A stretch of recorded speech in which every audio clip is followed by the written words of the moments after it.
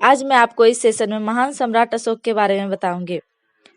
अशोक प्राचीन भारत के मौर्य सम्राट बिंदुसार के पुत्र व चंद्रगुप्त मौर्य के पुत्र थे। अशोक का जन्म 304 ईस्वी पूर्व में पटना के पाटलिपुत्र में हुआ। अशोक ने 274 से 232 ईस्वी पूर्व तक लगभग 42 वर्ष तक शासन किया।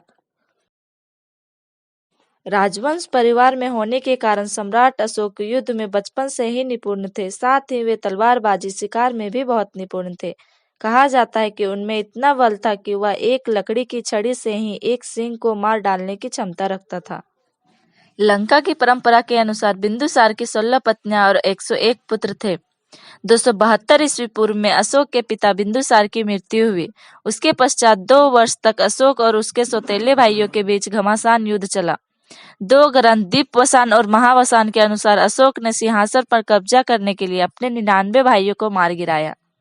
उसी समय 272 ईस्वी पूर्व में अशोक मौर्य साम्राज्य की गद्दी पर बैठा, परंतु उसका राज्याभिषेक 269 ईस्वी पूर्व में हुआ और वह मौर्य साम्राज्य का तीसरा सम्राट बना।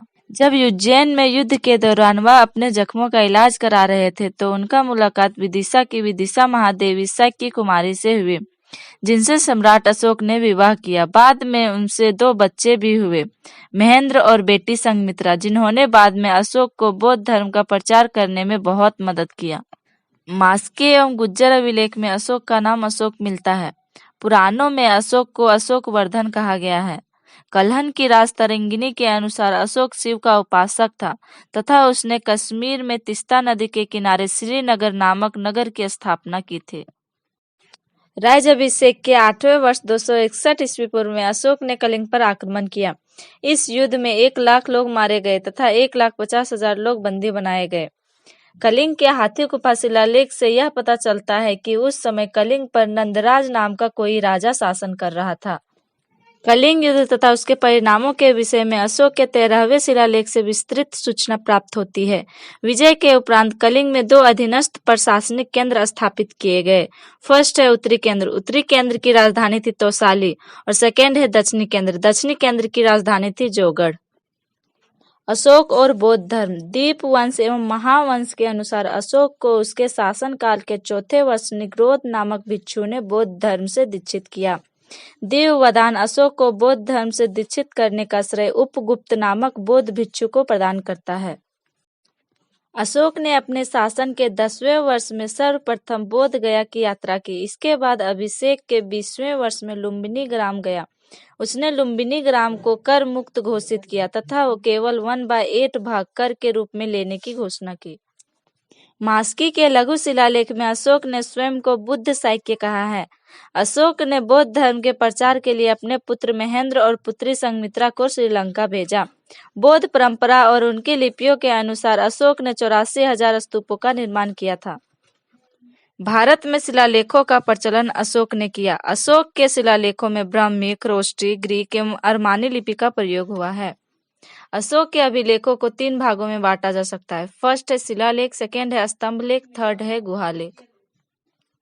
अशोक के शिलालेख की खोज 1750 ईस्वी में पारदेटी फैनथेलर ने की थी। इनकी कुल संख्या 14 है। अशोक के अभिलेख पढ़ने में सबसे पहली सफलता 1837 ईस्वी में जेम्स प्रिंसेप को हुई।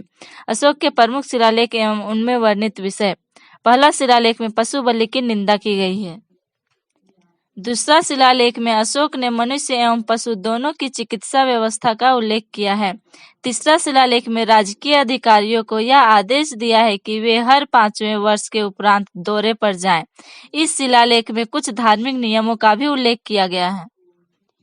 चौथे शिलालेख में अभिलेख में परिघोष की जगह धम्मघोष की घोषणा की गई है। 5वें शिलालेख में धर्म महायंत्रों की नियुक्ति के विषय में जानकारी मिलती है। 6ठे शिलालेख में आत्मनियंत्रण की शिक्षा दी गई है। 7वें एवं 8वें शिलालेख में अशोक की तीर्थ यात्राओं का उल्लेख किया गया है। 9वें शिलालेख में सच्ची भेंट तथा सच्चे शिष्टाचार का उल्लेख किया गया है। 10वें शिलालेख में अशोक ने आदेश दिया है कि राजा तथा उच्च अधिकारी हमेशा प्रजा के हित में सोचे। 11वें शिलालेख में धर्म की व्याख्या की गई है। 12वें शिलालेख में स्त्री महामंत्रों की नियुक्ति एवं सभी प्रकार के विचारों के सम्मान की बात कही गई है। 13वें शिलालेख में कलिंग युद्ध का वर्णन है एवं अशोक के हृदय परिवर्तन की बात कही गई है। इसी में पड़ोसी राजाओं का भी वर्णन है। 14वें शिलालेख में अशोक ने जनता को धार्मिक जीवन बिताने के लिए प्रेरित किया है। आखिरकार लगभग 40 वर्षों के शासन के बाद अशोक सम्राट की मृत्यु हो गई। अशोक की मृत्यु के बाद भी मौर्य वंश का साम्राज्य लगभग 50 वर्षों तक चला। इस सेशन में बस इतना ही। अगर आपको मेरा सेशन अच्छा लगा तो ऐसे ही और भी सेशन देखने के लिए मेरे चैनल हिस्टोरिकल स्टोरी को सब्सक्राइब करें।